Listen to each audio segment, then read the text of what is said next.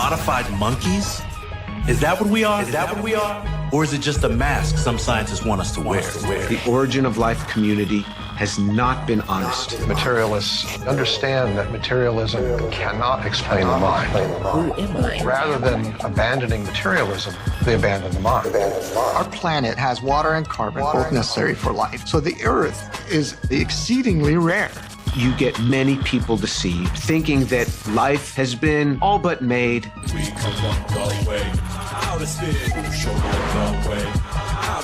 There exists a code so complex and advanced that it defies the probability of chance. When we see information in software and we trace that information back to its source,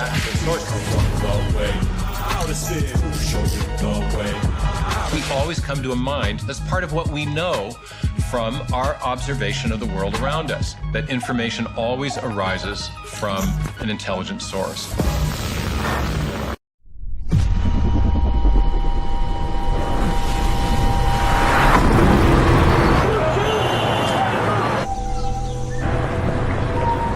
Everything, if Darwin is right, is mechanical and blind and purposeless at the bottom.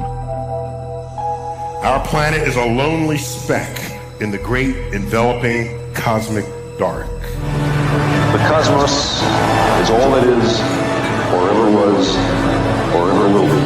The cosmos is all that is all that is. Mechanical and blind and purposeless at the bottom. The cosmos is all that is all that is. How do they know the cosmos is all there is? Isn't our reality more than just matter? Most people and cultures around the world have a profound belief that life extends beyond the physical. That compassion, ideas, joy, and sorrow aren't made of matter, but are as real to us as our arms and legs. If we believe this, are we anti-science? Or is it materialism that is anti-science? Let's see what Dr. Jay Richards, an expert on modern materialism, has to say. Hi, nice to meet you. Materialism is really a philosophy about reality. It's just the idea that matter or matter and natural laws are the fundamental reality. So really the only thing exists is blind matter in motion, and everything else is explained in terms of matter. This is the view of reality we are constantly bombarded with in our culture.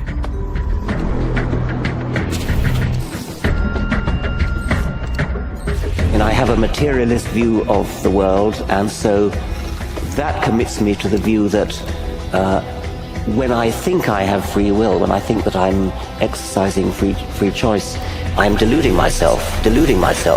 Wait, what? No free will? So, if all of our choices are delusions, then how can we be responsible for our actions? That's nonsense. Our choices are real, and we are responsible for our actions. It's how we stay civilized. In fact, the most important part of being human is immaterial. Love isn't just real, it's the most valued aspect of humanity. Even more than science. It is our consciousness, our sense of self, that gives us the ability to love. But what do materialists say? The self is an illusion, the sense of being an ego, an I, a thinker of thoughts. Now that sense of being a subject, a locus of consciousness inside the head, is an illusion. For the materialist, things like your thought or your existence or your purposes, they're just epiphenomena or sort of froth. So, to a materialist, our subjective thoughts are not real. But our thoughts and beliefs have real consequences. The thing that we all know most directly and most certainly, that is the existence of ourselves, is ultimately incompatible with materialism. Well, my argument would be, look, any philosophical view that entails you don't exist is a view that you really ought not to entertain. Frustrating is that in the modern age, People often try to identify this philosophical idea of materialism with the practice of natural science itself. But there's no reason these two things would go together. Natural science is just a formal way to discover truths about nature. So how does science discover the truth about nature? Test ideas by experiment and observation. Build on those ideas that pass the test. Reject the ones that fail. Follow the evidence wherever it leads, and question everything. Question everything. Well, who's doing that? Who's setting up these experiments? What is an experiment? What is an observation? What constitutes evidence? Oddly, the scientific materialist has to deny the existence of scientists. The self is an illusion. Well, what is not an illusion is the bigotry and intolerance of the scientific community. I want to put on the table not why 85% of the National Academy rejects God. I want to know why 15% don't. Any view that challenges materialism is punished. It's this materialist dogma that keeps many scientists behind a mask. But some scientists are willing to speak up about where the evidence leads. I was brought up with materialist viewpoints all the way through high school and college and medical school. You get inundated with scientific viewpoints that have a materialist bias. The cosmos is all that is, all that is. And it's all just mechanical and blind and purposeless at the bottom. The deeper I looked into the science, the more I realized what a catastrophe for science materialism and atheism really is. Science delusion is the belief that science already understands the nature of reality in principle, leaving only the details to be filled in. It's the kind of belief system of people who say, I don't believe in God, I believe in science. Materialism is not science. It's simply a worldview that fails to explain or even consider the most profound, interesting, and beautiful aspects of human reality. Materialists are free to preach their religion, but they should stop pretending it's science. We want to follow the evidence, wherever it leads, and decide for ourselves. We are not materialists. We see the human soul. We experience love. We live with purpose. We fight for justice. We are the quiet majority, and we will be quiet no longer.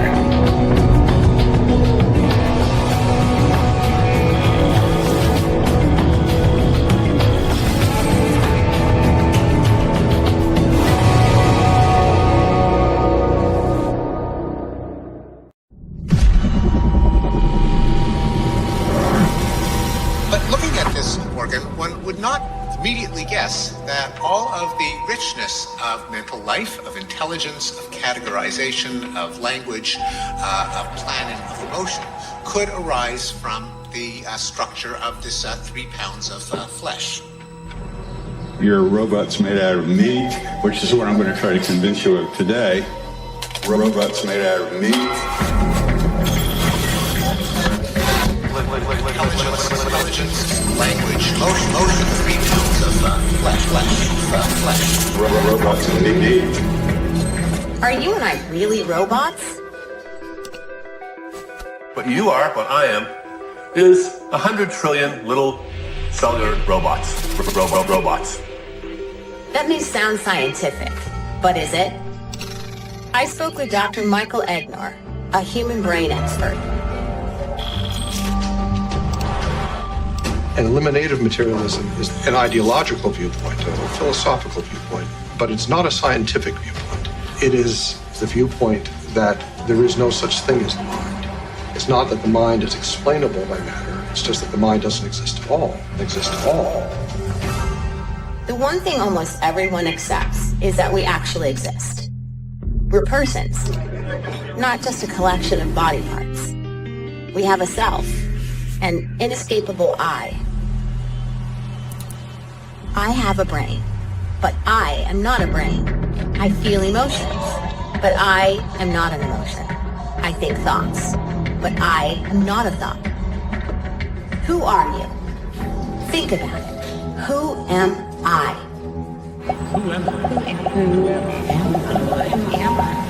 Most people feel they're more than their physical bodies. What materialists don't tell you is this feeling is actually supported by science. Recent research has revealed fresh evidence for an immaterial mind, where thoughts actually change your brain. Dr. Jeffrey Schwartz treats people who suffer from obsessive-compulsive disorder. His treatments provide evidence that thoughts can change our physical brains. By training people, literally training them to reinterpret the feelings that you need to check or that something is dirty, reinterpret it as a false message from your brain. People could, in fact, learn how to understand that this is not me, this is a false message from my brain, and when they did that, their OCD improved and their brain changed. That's the part where you really get the leverage to say you're not just your brain, because choices you make can actually change how your brain works. This research clearly supports mind over matter. Mind over matter. Further evidence for an immaterial mind comes from an operation known as a corpus callosotomy. In this operation, you literally cut the brain in half by severing the corpus callosum. It's an operation that I've performed, and their brains were essentially cut in half. But they still seem to be a unitary person. They still seem to be fairly normal. And what that implies is that the human mind is not purely generated by the matter of the brain. Otherwise, cutting the brain in half would have profound effects on the human mind. It might make two people. Certainly, it would create a rather profound difference in a person's state of consciousness, and it doesn't. A third piece of evidence for an immaterial mind comes from brain stimulation experiments that seem to show our intellect and identity are not found in our brain tissue. Some of the most famous of these experiments were conducted by brain surgeon Wilder Penfield. He was a meticulous scientist. He repeatedly observed that there were aspects of the patient's mind that no matter what he did to the brain, he couldn't affect. He could elicit memories by stimulating a part of the brain. He could make a muscle move or make a patient have a sensation, but he couldn't change their consciousness. He couldn't change their intellect. He couldn't change their sense of self. That no matter what he did to the brain, remained the same. A fourth piece of evidence for an immaterial mind comes from experiments about free will. Materialists try to convince us that free will does not exist. I hope to convince you that free will is an illusion. Free will is an illusion. But Dr. Benjamin Leibott's experiments show that humans do have free will. At least the free will to say no. About perhaps half a second before you decide to do something, there's a spike in your brain that he called the readiness potential. It's almost like an unconscious motive. Materialists have used this readiness potential to suggest that we are misled into thinking we have free will. Free will is an illusion. That our material brain just sort of makes the decision. And we kind of think that we decided. But we didn't. Leibniz didn't agree with that. He asked the subjects to do something more. He said, when you decide to do something, then decide not to.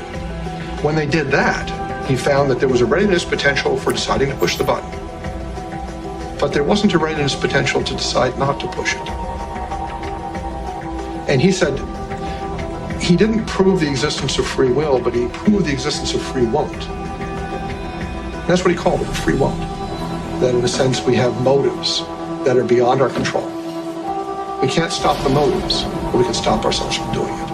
Materialist scientists mostly ignore this evidence because it doesn't support their worldview. You are cellular robots.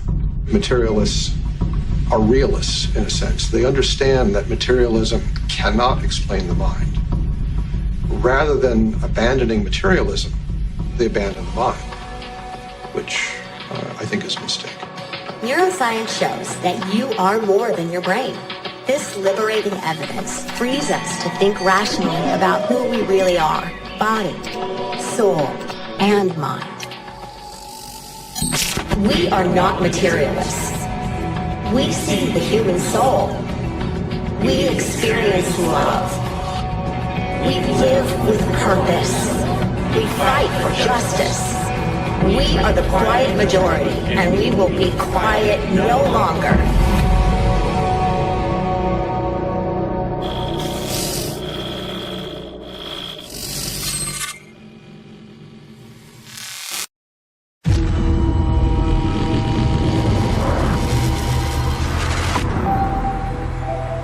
We've shown that DNA is actually the software of life. It's totally interchangeable between the digital world and the biological world. The DNA code itself is so digital, is so almost exactly like a computer tape. Totally interchangeable. DNA code itself is the software of life. It's so digital. Scientists have come to the amazing conclusion that our bodies contain digital code.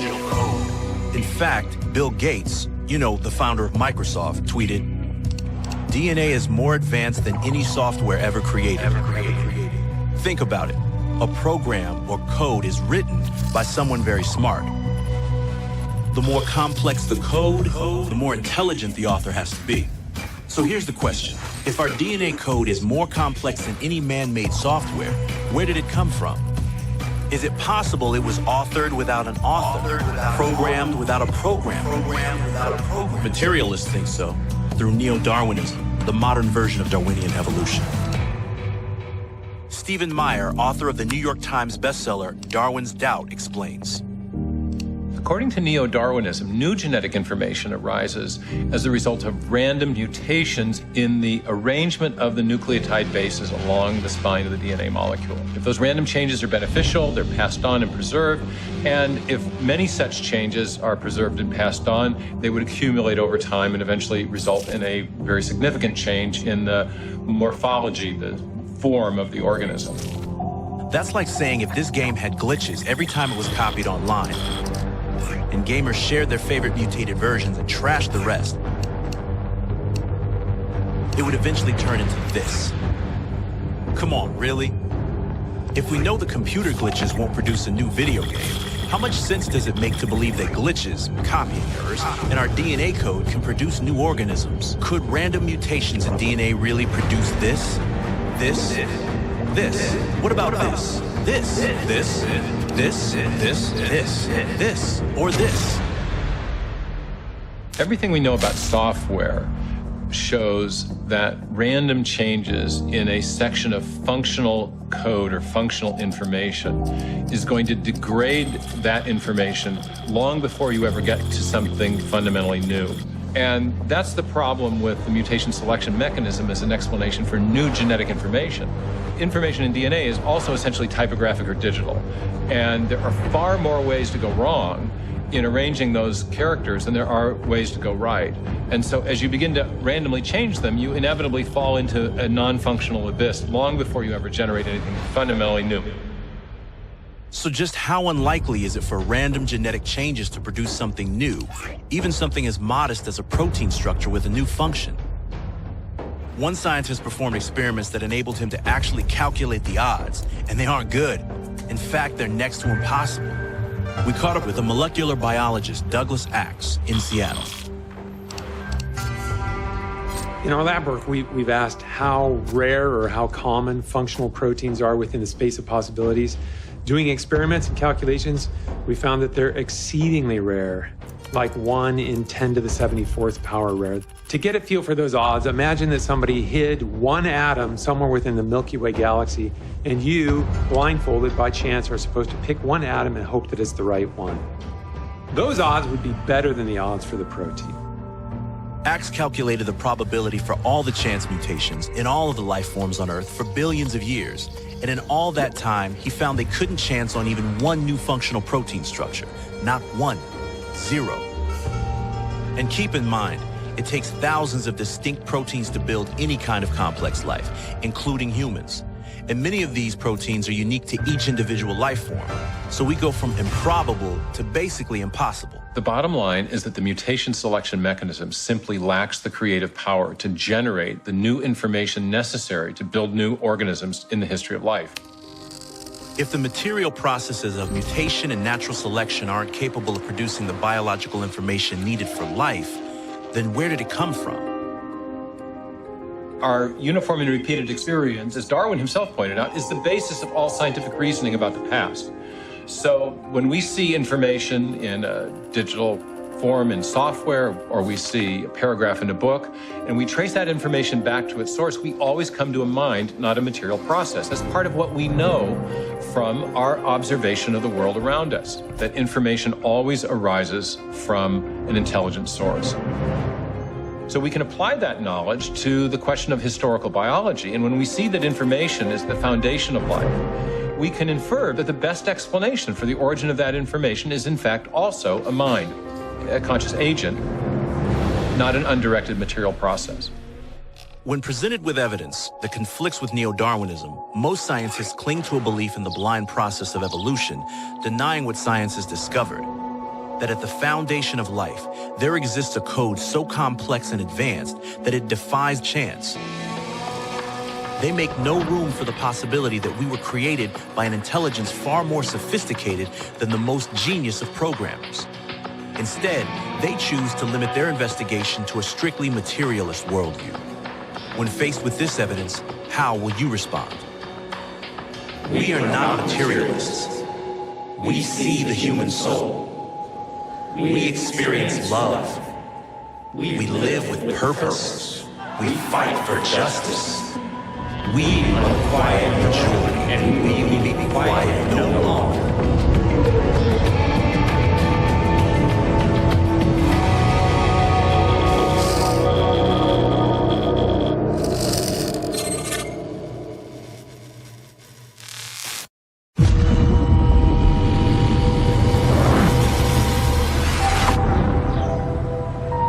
If you were designing a universe for life, I suspect you might design it differently. There is no evidence of design or purpose to our universe.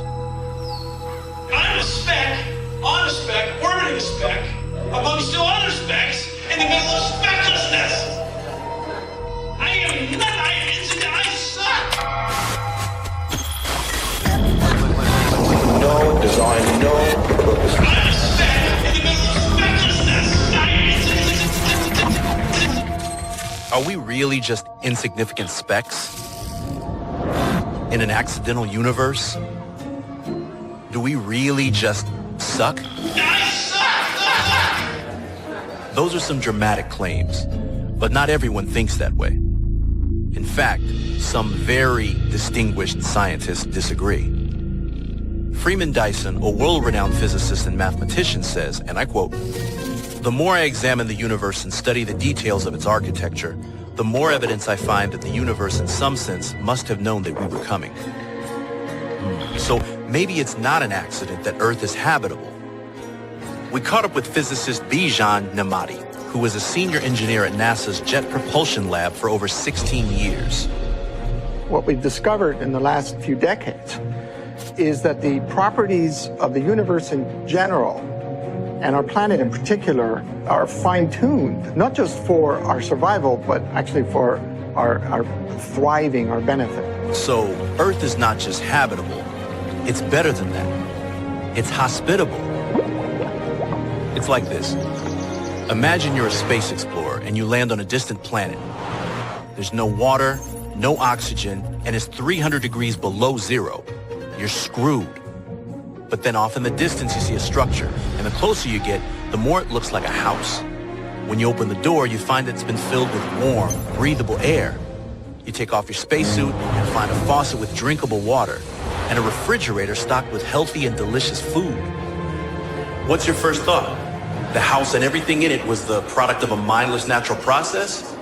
Or that it was designed to take care of you, to meet your needs, and that someone prepared it as a home for human beings, like you?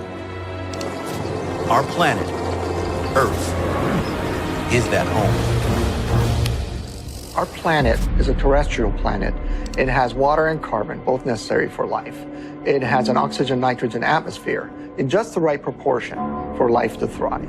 We have plate tectonics to circulate minerals.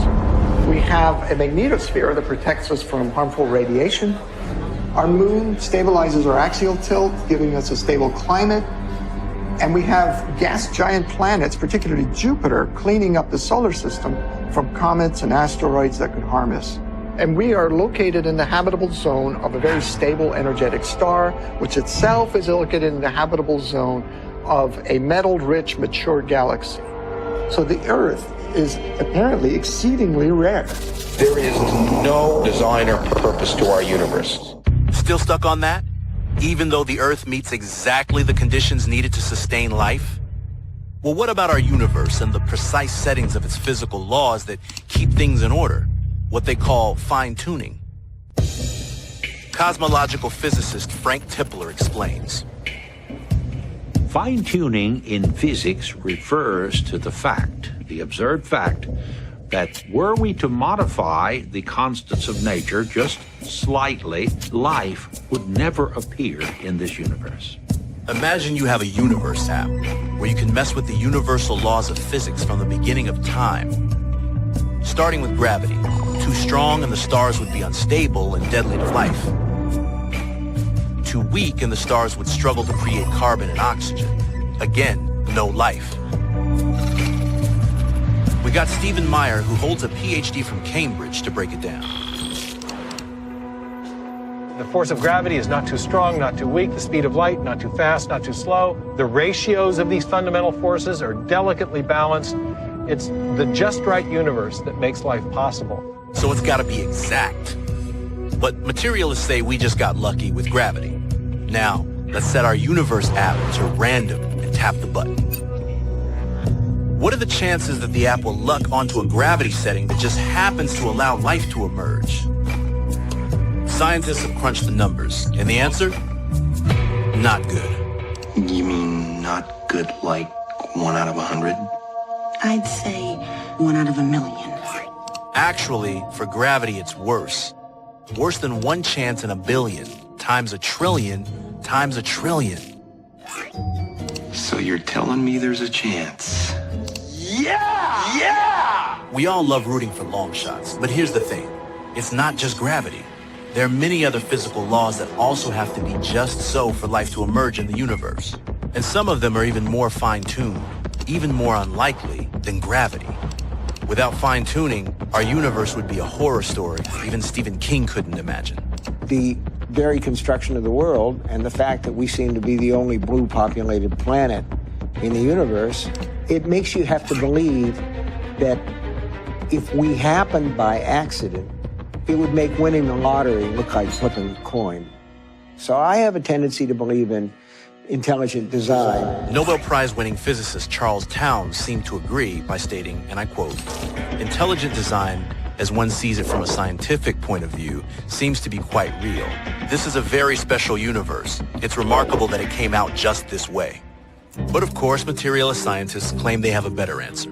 There's an obvious and easy naturalistic explanation in the form of the cosmological multiverse. The multiverse acknowledges that the conditions necessary to make life in this universe are incredibly improbable.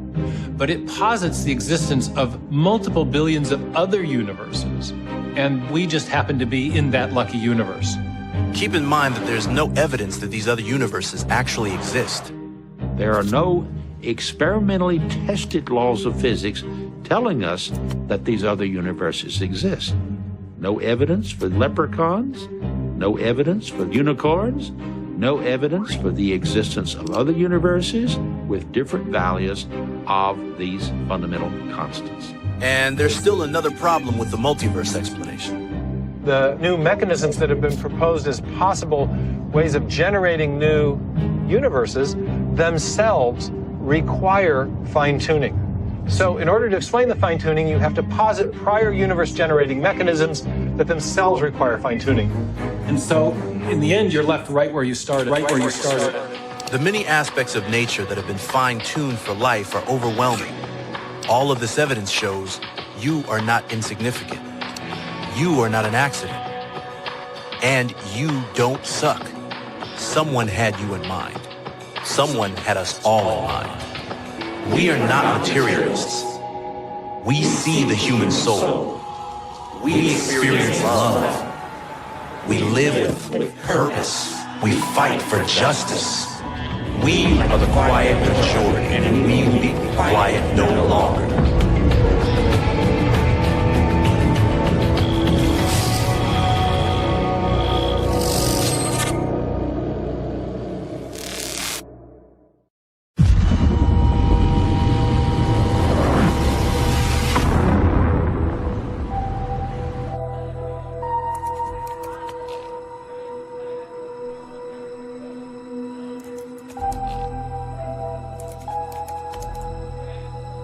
The life we have on Earth must have spontaneously generated itself.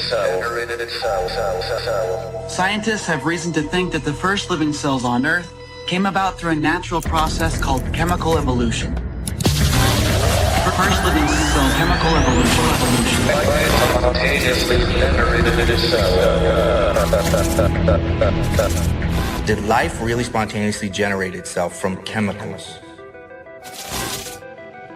Has science shown this?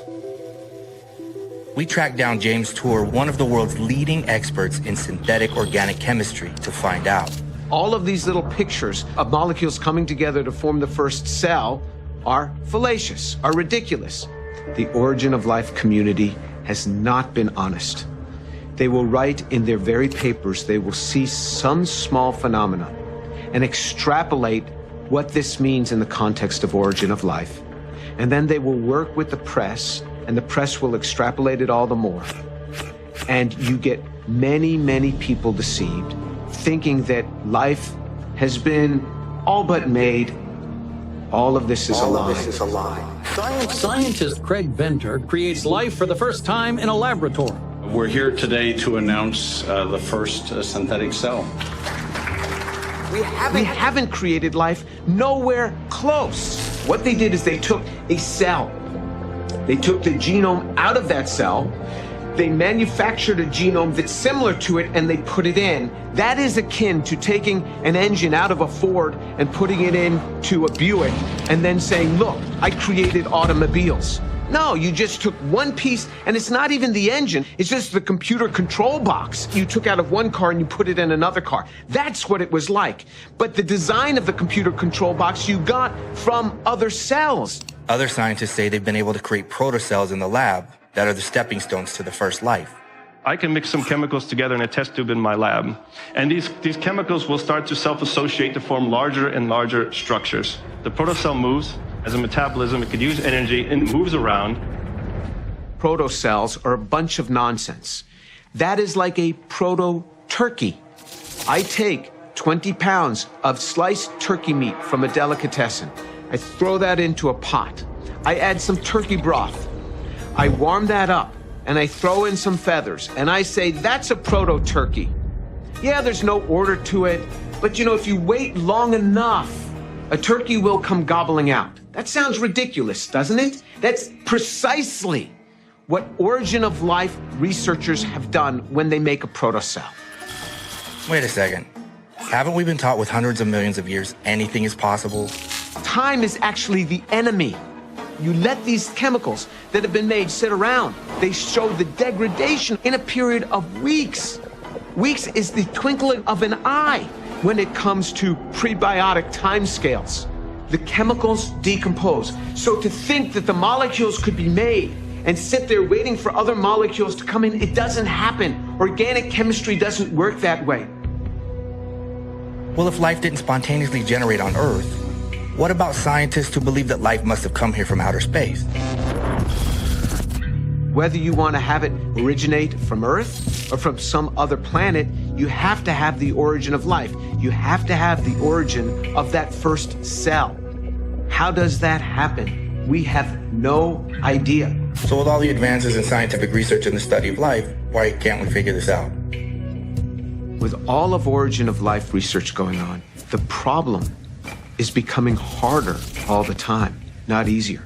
And the reason it's become harder is because we understand more about the complexity of a cell. To help explain the complexity of living cells, we turn to molecular biologist Douglas Axe. To get an idea of the complexity of a living cell, think of a factory with thousands of pieces of machinery all working together to do some coordinated task. A cell is actually far more complicated than that factory because factories don't maintain themselves. People have to maintain factories, and factories certainly don't make new factories. Whereas with a living cell, all the parts that wear out are automatically remanufactured within the cell.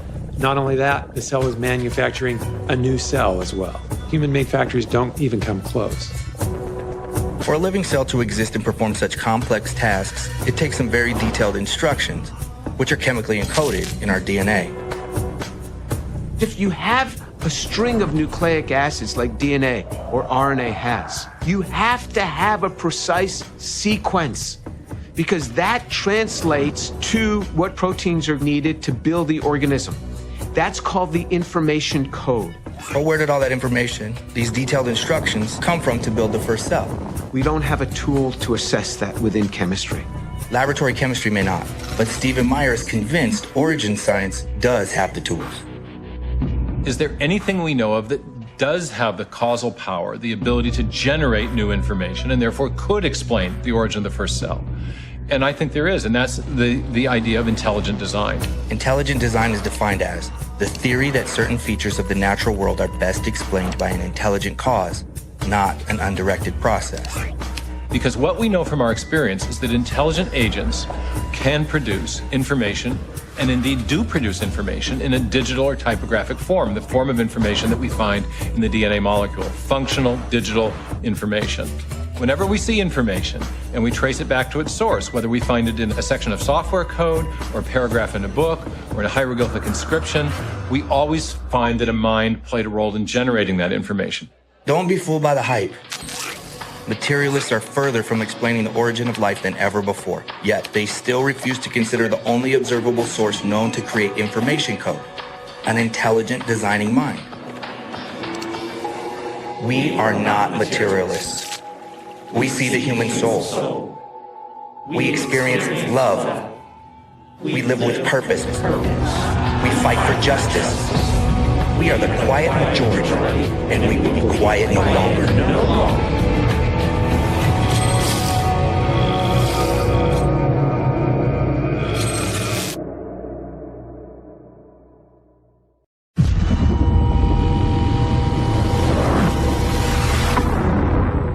Mutation. It is the key to our evolution. It has enabled us to evolve from a single-celled organism into the dominant species on the planet. The advent of the nuclear age may have accelerated the mutation process. Individuals with extraordinary abilities may already be among us.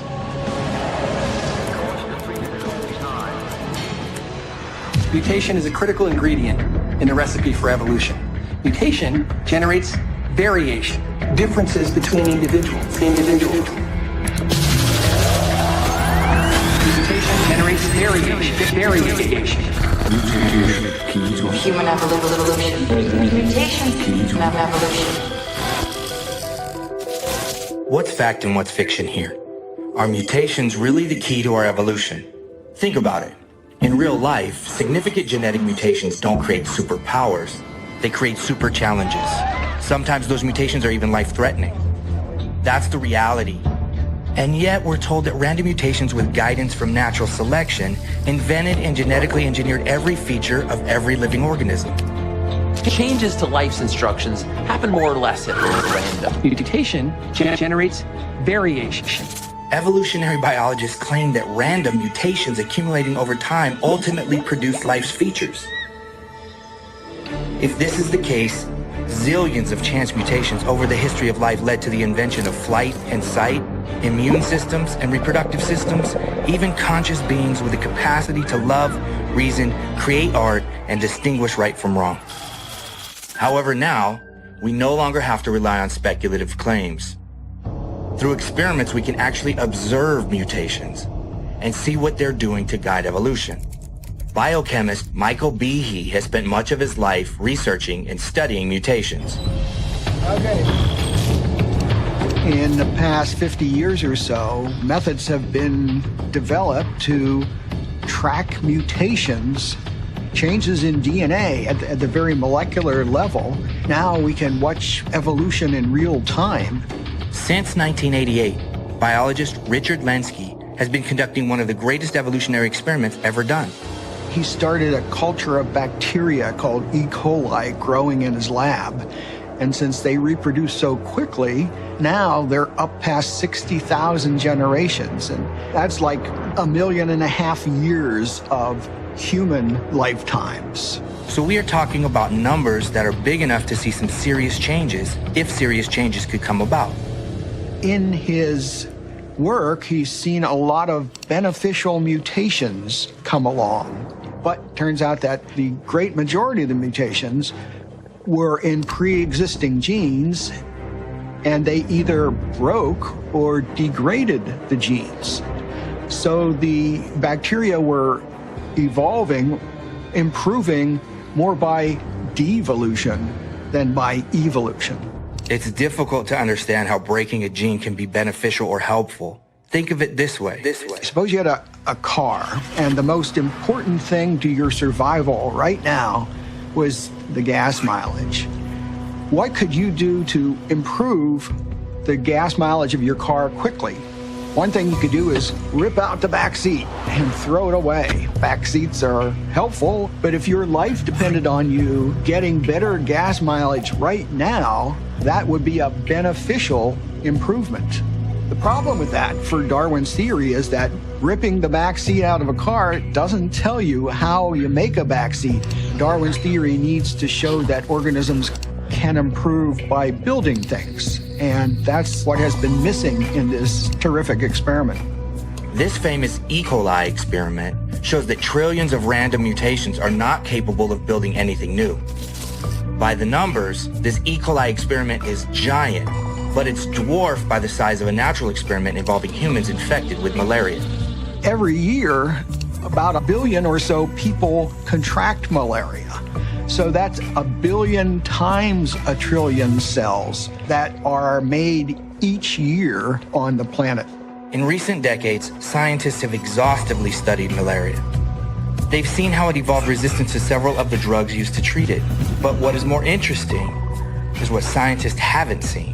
There were no new molecular machines, no new genes, and yet it had so many chances, evolutionary theory would have predicted that you'd get something really pretty impressive out of that, but it wasn't seen. And it's not just malaria, it's not just E. coli. The pattern is widespread. For Behe, this raises a serious red flag for evolutionary theory. The discovery that many beneficial mutations are actually destructive or degradatory mutations puts a huge monkey wrench into Darwinian theory. Not only can't Darwin's mechanism of random mutation and natural selection build complex systems, it has a strong tendency to degrade them. This means beneficial mutations, what we have been taught are the building blocks of evolution, show no observable capacity to build or invent. We see that overwhelmingly the good mutations come about by breaking old genes. So you're not making something new, you're throwing out something you already had. We see it in bacteria, we see it in mammals, we see it in birds, we see it everywhere that's been looked at so far. This scientific evidence completely conflicts with evolutionary theory, and that is why the public never hears about it. Only a few brave scientists have been willing to speak out, like Lynn Margulis. I was taught over and over that the accumulation of random mutations led to evolutionary change, led to new species. I believed it until I looked for evidence. So if mutations aren't the building blocks of evolution, what can explain the invention of new things like the cell, or the eye, or flight? In birds, we find all kinds of amazing interdependent features that appear orchestrated for flight. We know from experience how difficult it is to get a flying machine and what it takes to build one. We observe things like purpose and function coming from intelligent sources, not from blind material processes.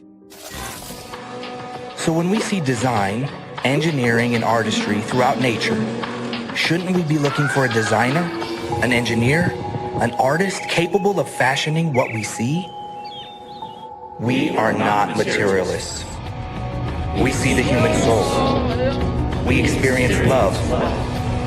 We live with purpose. We fight for justice. We are the quiet majority, and we will be quiet no longer.